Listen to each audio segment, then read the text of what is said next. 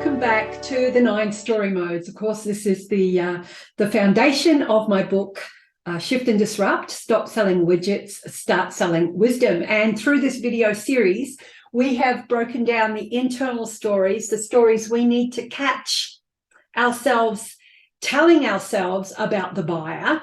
We've looked at the external stories and the 3 stories there that we need to tell our buyer. And now we're going to move into the third series of the third lot of stories, the essential stories. And these are the stories that we must elicit from our buyer.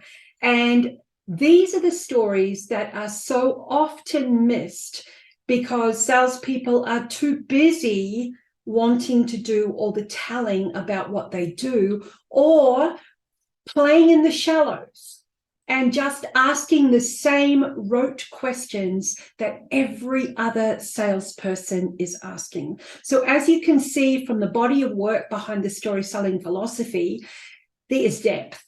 And this is what our buyers are saying they want from us. And so this give and take, this push and pull, we've really got to reframe it. And one way to do that is to look at the stories that we're eliciting from our buyer. And so these essential stories, I'll be taking you through each of these over the next 3 videos.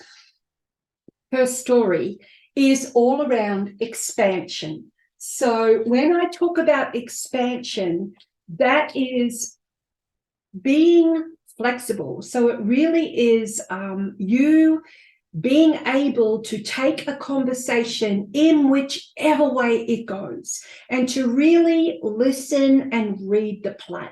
So with a lot of sales methodologies out there, whether it's spin, whether it's challenger, whichever type of methodology, it's typically a process of asking questions. Now, brilliant stuff because it's tried and it's proven. But sometimes salespeople can get stuck in the weeds and they're not present to the conversation. They're not listening for what's being said and what's not being said because they're thinking about what they're going to say next.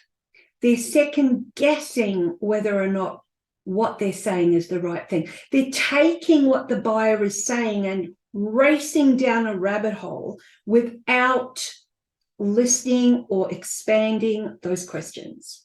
They're talking to C-level decision makers about bits and bytes and feeds and speeds and detail that's just not necessary, or they're not able to have the right level of conversation with the right level of person. If you consider for a moment that somebody who is using your product, that is a totally different conversation than somebody who is at a C-level and looking at their business objectives and business strategies from that higher level.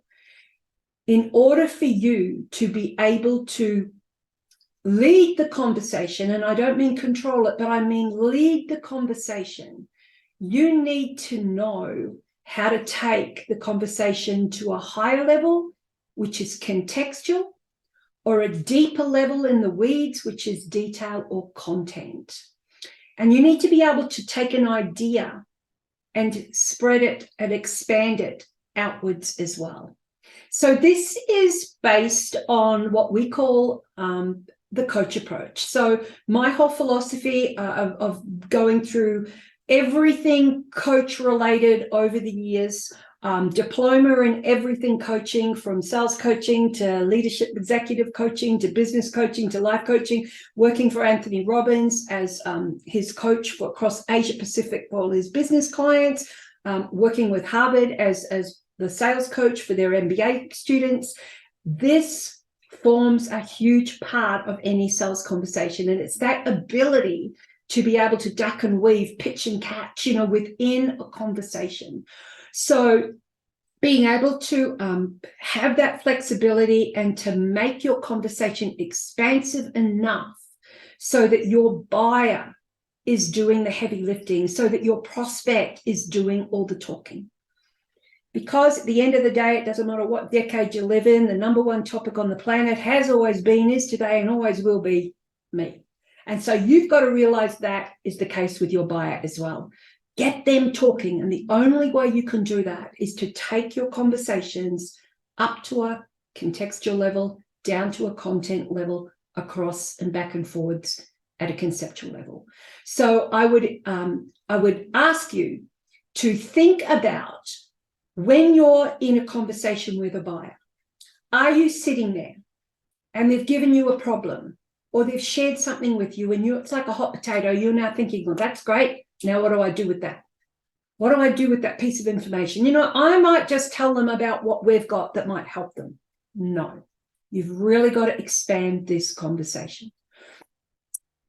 On that note, I want you to just kind of reflect on your conversations, where you might get stuck, where you might think, oh, if only I could take the conversation further, but I'm not quite sure of the language. Well, I'm going to help you with that. So this whole coach approach of mine, based on the fact that I believe salespeople should not only just be taught sales training, they should be taught coaching. And so this third part of my philosophy is all around you being able to coach your buyer, not just sell your buyer. So on that note, I want you to go to shiftanddisrupt.com. I want you to register for the launch of my book. And if the book has already been launched, then I want you to still register because you can still get access to those resources. I want you to subscribe to my YouTube channel at The Story Seller and follow me on LinkedIn. And on that note, have an amazing day. You coach you. Okay, we'll see you soon. Bye for now.